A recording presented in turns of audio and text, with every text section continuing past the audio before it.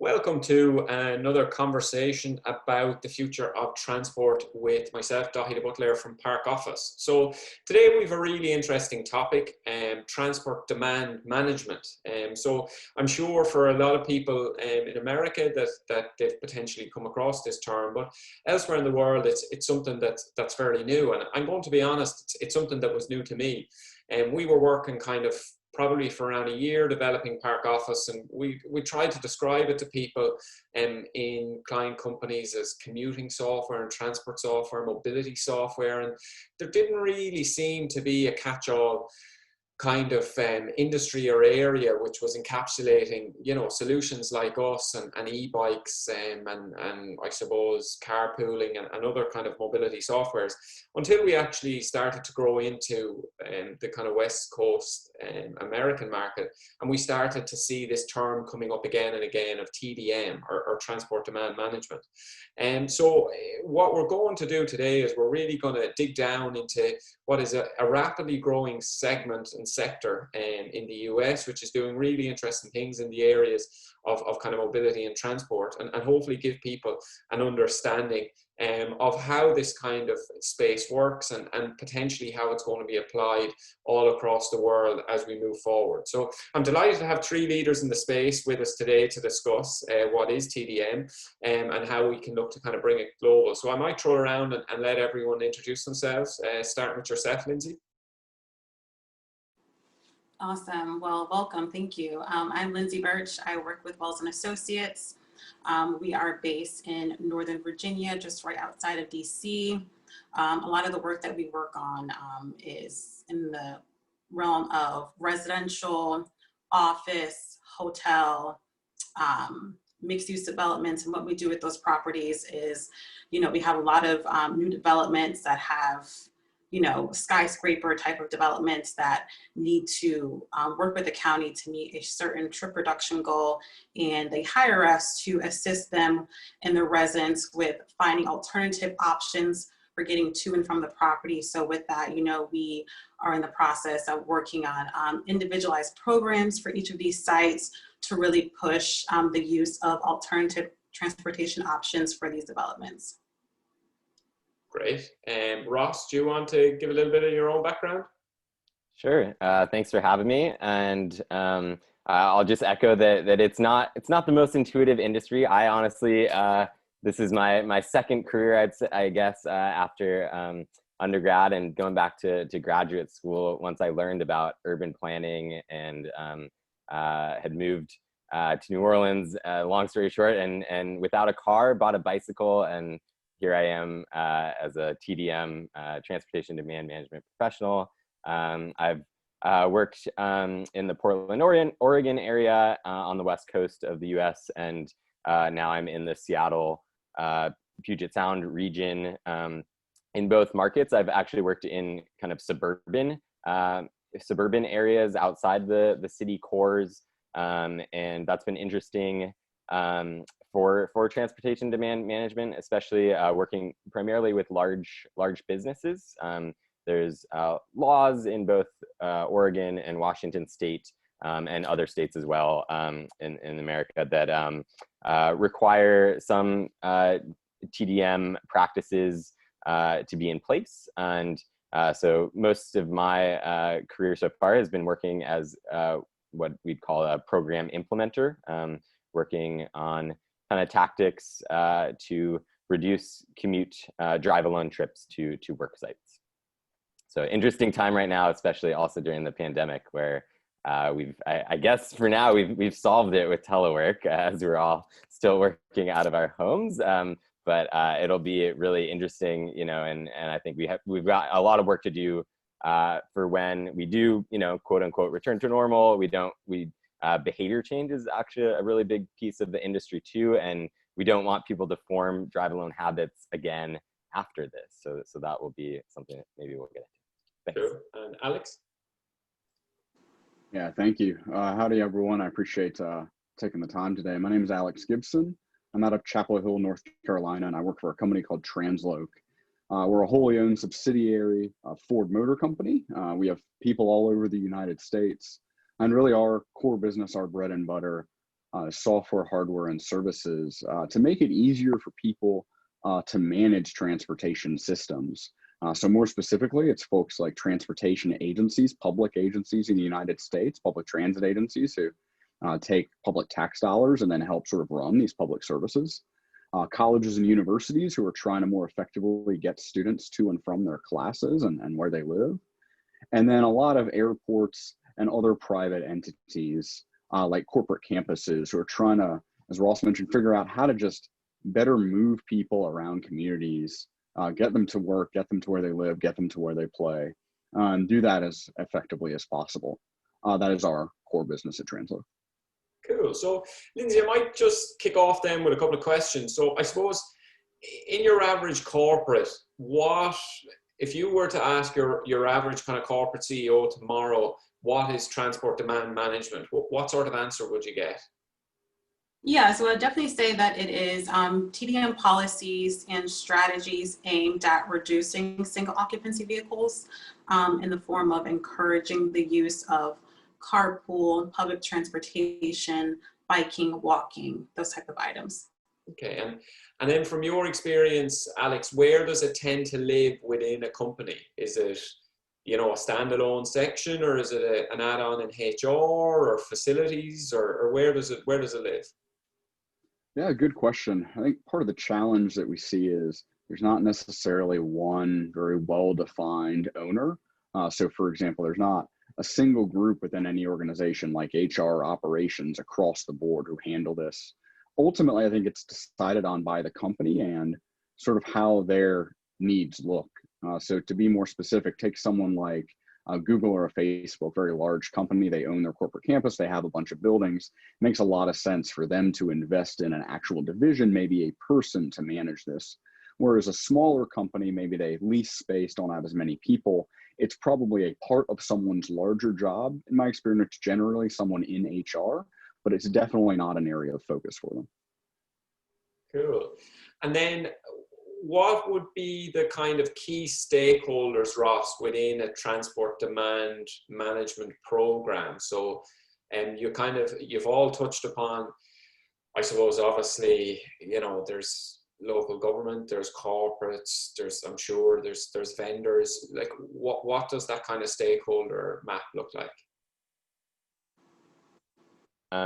So, short answer to a lot of these is it depends, but I'd say in my experience, the stakeholders include policymakers, elected officials, which is, kind of one and the same, businesses. Alex mentioned some large companies, Facebook, Google, to name some names, have really, bought into demand management, transport demand management. Other companies that are, notably smaller, maybe don't have as many resources. I think that's where the policymakers can kind of help move the needle, so to speak, for them a little bit by having some regulations and rules. Transit agencies play a big role. That's where I'm currently with a local transit agency for a suburban county in the Puget Sound region. Nonprofits. So previously, before being with the transit agency, I was with a transport, TMA, which is basically usually a public-private public-private partnership. Sometimes a member-based organization that works, kind of hand in hand with local government and large companies or a certain geography. That's kind of been a model too. So whether a downtown core or a certain neighborhood perhaps might have, some extra help, so to speak. And then mobility on demand providers, for lack of a better term, transportation network companies, which are the Ubers and Lyfts and the Translocs, the technology providers, the bike share companies, the car share companies, those, et cetera. Cool. And so which kind of tends to come first? Like, you've kind of touched upon regulation having a key role in the mix here. Like, is it that it's kind of regulation is introduced and then I suppose transport demand management is very much brought in as the way to implement this regulatory change, or would it occur across America in pockets without that regulation? That's a very good question. In my career so far, I think I've gleaned that having some policies in place helps encourage probably more participation. I think, you know, in certain areas where probably notably urban core areas where let's take New York City, for example. I think that's a good one. I don't think most people in New York City were taking the subway because they all loved it. I think they were taking it because parking was very expensive and driving just did not make sense in terms of the time it would take. So looking at their suite of options, public transit and honestly biking actually has boomed in New York in the past few years as well. Just because I think people made a decision based on, you know, the options that existed and the time it would take, the cost of it. So I think you can have the table set, so to speak, to encourage more, you know, demand management. But I'd say in, you know, a lot of geographies, most places are not New York City and don't have those equations, you know, built in density, urban, you know, situations. So I'd say in those, you know, at least on the West Coast, I know, you know, there's different frameworks of policies at the state level, at the county, at the jurisdiction, local levels. And I think, you know, going to industry conferences, it seems like those places are kind of better off, so to speak, when it comes to some of this stuff because of that. Is that kind of what you're seeing, Lindsay, that it's very much you need the stick as opposed to the carrot, or is there places across America who would be, I suppose, quite advanced when it comes to TDM, who would have maybe lighter touch regulation? Yes, so a lot of the work that I work on is regulated, so they have a requirement to meet a certain trip reduction goal. So for example, we have a new residential building that pops up, and that building has transportation requirements that they must meet with the county. And if they don't meet those requirements with the county, they are heavily fined. So in return, they're asking us to pull together a very personalized transportation program aimed at, you know, reducing the traffic congestion for that property and increasing the use of alternative modes for that property. So that's a lot of the work that we do is, you know, having these county requirements.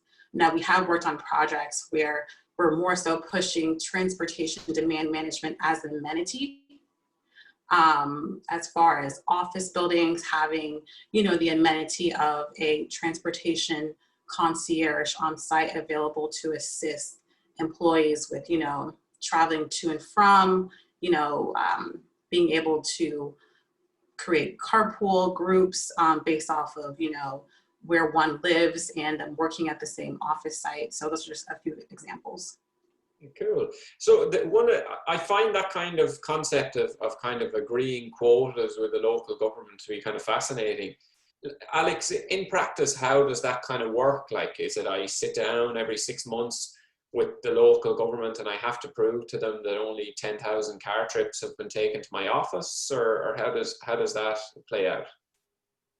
Yeah, so I'll defer to the other folks on this call who know more about the specifics of that. My understanding generally is a lot of it is around sort of data integrity and data management. So you have to understand, be able to measure things like exactly your question. You know, how many people are moving up. Again, every locality is a little different with what they may or may not require. But ultimately, the first step is to make sure that you're measuring the right things. And again, I'll defer to Ross or Lindsay on this one. I could jump in and say, yeah, it's very different. You know, I'm sure Lindsay will have a different answer than I do. In Washington and Oregon, for large businesses that are under the requirements for TDM and commute trip reduction measures, they need to do a few things, but one of them in terms of data is a survey every 2 years of their employees. and the state is measuring, their progress. I'd say, it's not, it's more about playing ball, so to speak, and showing efforts. I guess the states and the regulations that I'm most been working with, they're not out there to fine people. They're really just trying to move the needle on reducing commute on drive alone trips, and they want to see participation and engagement. That's really what they're. And from I suppose a government perspective, what is the key motivating factor? Is it congestion? Is it emissions? Like, why is it that they're bringing these in, and why would it be in certain districts and potentially not in others with similar demographics? I can jump in really quick and just say, so Washington, Oregon, it mostly came from an air quality standpoint. I'd say there's a few other criteria, and one of them in Washington is that and it gets back to kind of the main kind of TDM I guess definition, which is that we only have so many roads and highways for our both. Actually, Washington, the program is run out of the state Department of Transportation, which is usually a highway division. And right now, the secretary of that group, the leader there, really gets TDM. He actually comes from a TDM background, and basically on many calls will say, we have this many highways, we're trying to maintain them. We're not trying to build any more until, that's really not our goal. We'd rather divert trips to, other modes, transit, carpool, vanpool, et cetera, because we're just trying to maintain what we have. And we're creating an ecosystem of options. And so, yeah, that's another measure here in Washington State, that they were just really, TDM focused. Like, we're not trying to expand these highways, so we need to divert trips to other modes. Cool, really interesting. So let me just strip it back then to company level for a minute. What would be the sort of activities the average company would be rolling out as part of their TDM programs? Yeah, I can take that. So I know for a lot of companies, what we've been pushing for them to roll out is, say, for example, a large corporation, we provide them with like a subsidy. So we work with the county to provide a transit subsidy, which is like a pre-tax amount that the company gives to an employee to take public transportation. That could range from $30 to $150 that one could use per month to assist them with traveling to and from that site by taking public transportation. Another option that we see with companies is having carpool and vanpool formations on site to really encourage SOV from SOV to carpooling and vanpooling together. Cool. Would you guys see any other kind of activities, Ross and Alex, that tend to be growing in popularity?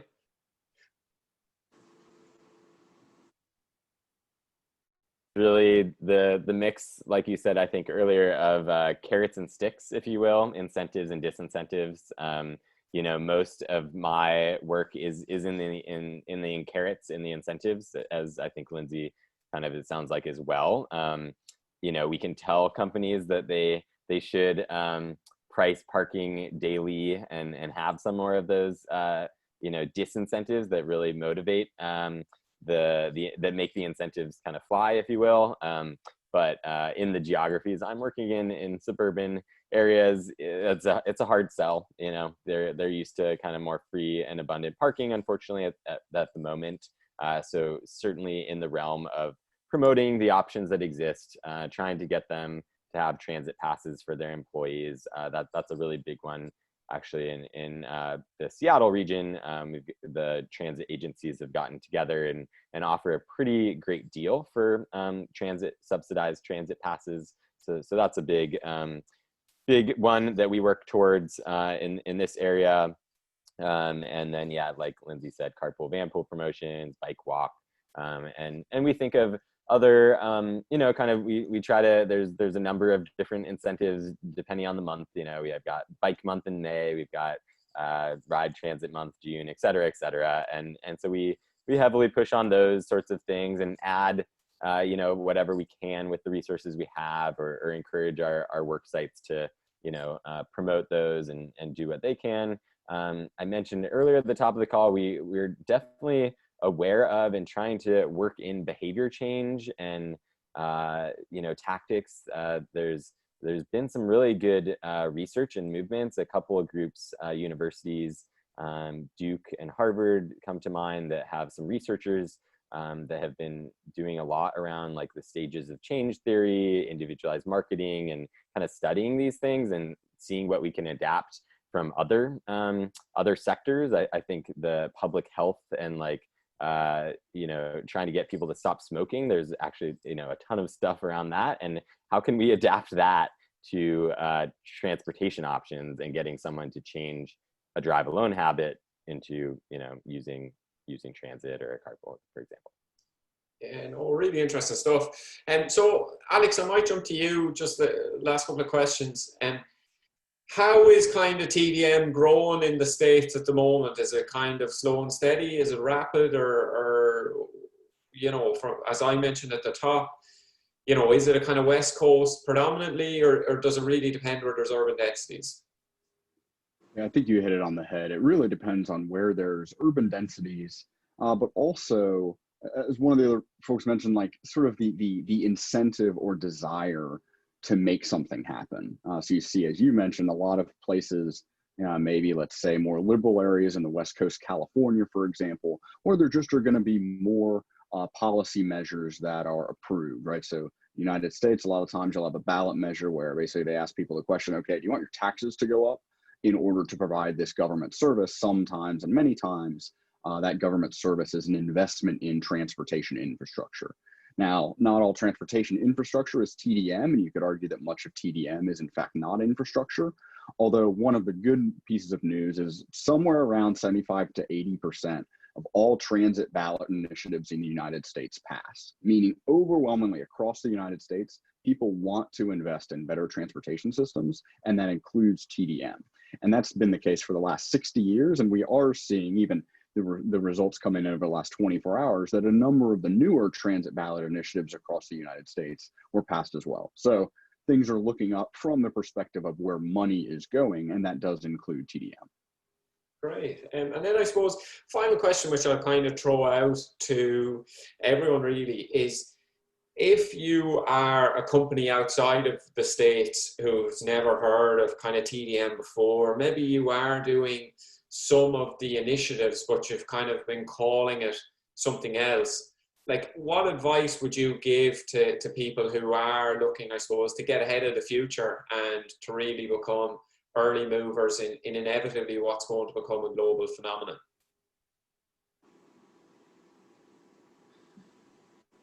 One thing I'll quickly throw out there is try to have an understanding of what you'd like to accomplish.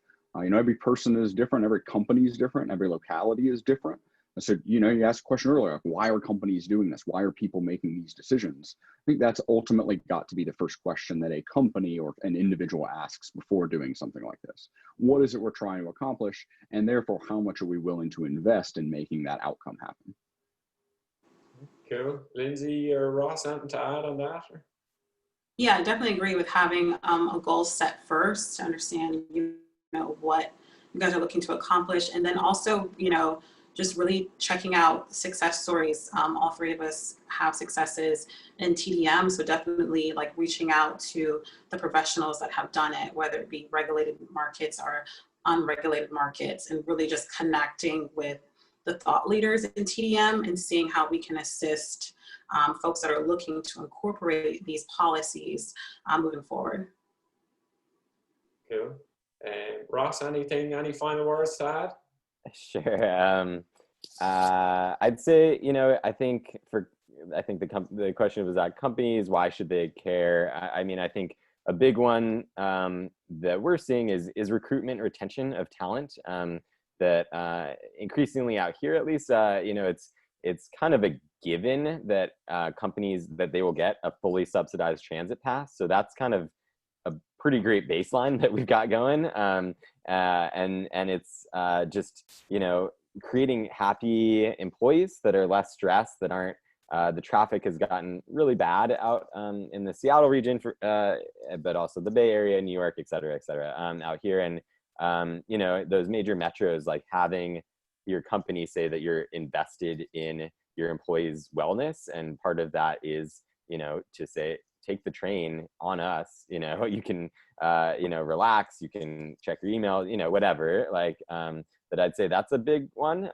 You know, there's tons of research as well that people that obviously bike and walk are, you know, in better off health-wise than those that sit in a car and drive every day on their own. But even those that take transit, you know, you walk to and from a transit stop as your first and last mile connection, if you will. But also it's, you know, it's really about, I guess, you know, for a lot of companies too, maybe the, you know, what is their, you know, I'm not a business major, but I think triple bottom line, like, is it not just about profit, but is it also about helping the environment? Is it being a good neighbor in the city that you're in, things like that. So I'd say that, you know, plays a piece for some companies too, especially some of the larger ones out here that I think have, you know, more than just kind of voluntold somebody to take on this stuff, but they've hired staff to, you know, really manage a transportation program. This is for a large company, but, you know, it could be the same for a residential property, if you will. And then actually, I just wanted to follow up on Alex's point about TDM. So yes, I'd say a lot of TDM is kind of the programmatic stuff, but there's some really good examples when I was in the Portland, Oregon area where with hard infrastructure investments, so for example, a light rail extension, marrying that with a TDM program can really help to really, you know, the education, the outreach that comes with a TDM program to get people comfortable understanding, you know, this new infrastructure, a bike lane, for example, things are a network, hopefully not just one bike lane, but like getting people comfortable using it. And so there's been some really good efforts there, especially on the kind of residential, I guess, TDM that's not just about a business, but getting people to use new infrastructure too. Yeah, that's great. Thanks a million, everyone, for your time today.